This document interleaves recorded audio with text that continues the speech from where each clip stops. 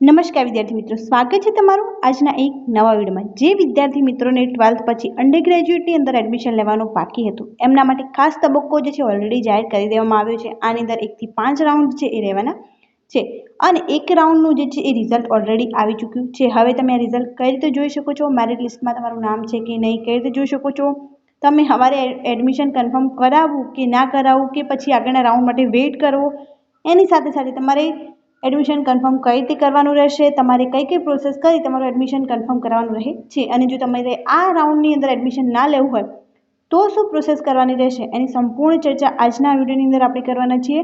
તો વિડીયોમાં લાસ્ટ સુધી જરૂરથી બને રહો જેથી તમને આની સંપૂર્ણ ઇન્ફોર્મેશન જે છે તે મળી રહે. અને જો ચેનલ પર નવા હોય તો ચેનલને સબસ્ક્રાઈબ કરી ટેલિગ્રામ ચેનલની લિંક ડિસ્ક્રિપ્શન અને કોમેન્ટની અંદર પિન કરેલી છે, ત્યાંથી જરૂરથી જોઈન કરી લેજો. તો હવે શરૂ કરીએ આજનો આ વિડીયો.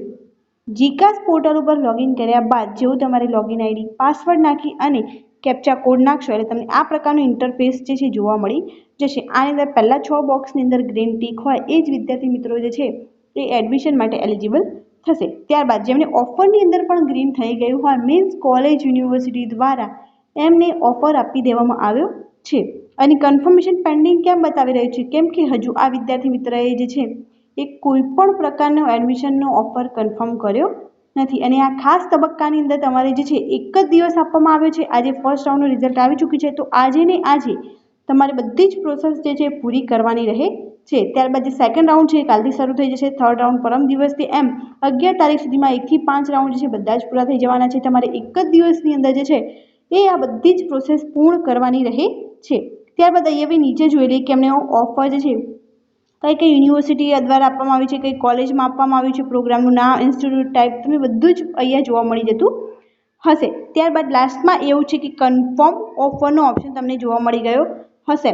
કન્ફર્મ ઓફર મીન્સ તમારે જે પણ કોલેજમાં જવું હોય એના માટે તમારે આ કન્ફર્મ ઓફર ઉપર ક્લિક કરી અને એક ઓટીપી જે આવશે એ તમારે અહીંયા નાખવાનો રહે છે. જો એ ઓટીપી તમે સબમિટ કરશો એટલે તમારું ઓનલાઈન એડમિશન જે છે એ કન્ફર્મ થઈ જશે. ત્યારબાદ આજે ને આજે તમારે એ કોલેજની અંદર જઈ તમારે એક ઓટીપી આપવાનો રહે છે, ડોક્યુમેન્ટ આપવાના રહે છે અને જેવું તમે કન્ફર્મ ઓફર કરશો એટલે કંઈ એક ડાઉનલોડ ઓફર એવો ઓપ્શન જોવા મળી જશે. તો એ ઓફર લેટર સાથે તમારે કોલેજની અંદર જવાનું રહે છે અને એ કોલેજની જેટલી ફીસ હોય એ ભરી તમારું એડમિશન કન્ફર્મ કરવાનું રહે છે. જો તમે આટલી પ્રોસેસ કરશો તો જ તમારું ફાઇનલ એડમિશન જે છે કન્ફર્મ ગણવામાં આવશે. અને ત્યારબાદ જે છે એ જોઈએ કે હવે તમારે આ કોલેજમાં જવું કે ના જવું અથવા તમારી ફર્સ્ટ ચોઇસની કોલેજ છે એના માટે વેઇટ કરવો કે નહીં, તો એના માટે તમે એ વ્યૂ મેરિટ કટ ઓફ જોઈ શકો છો.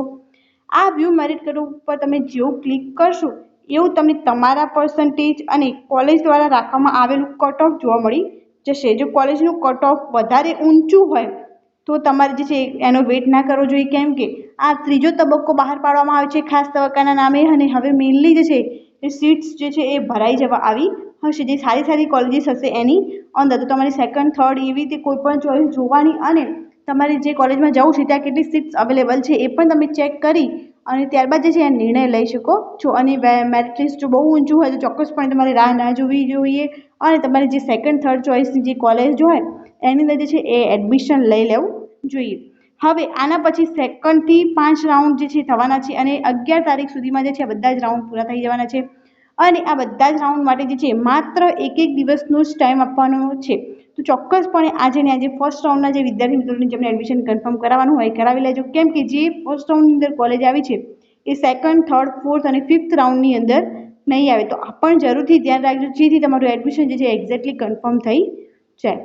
Thank you so much for watching.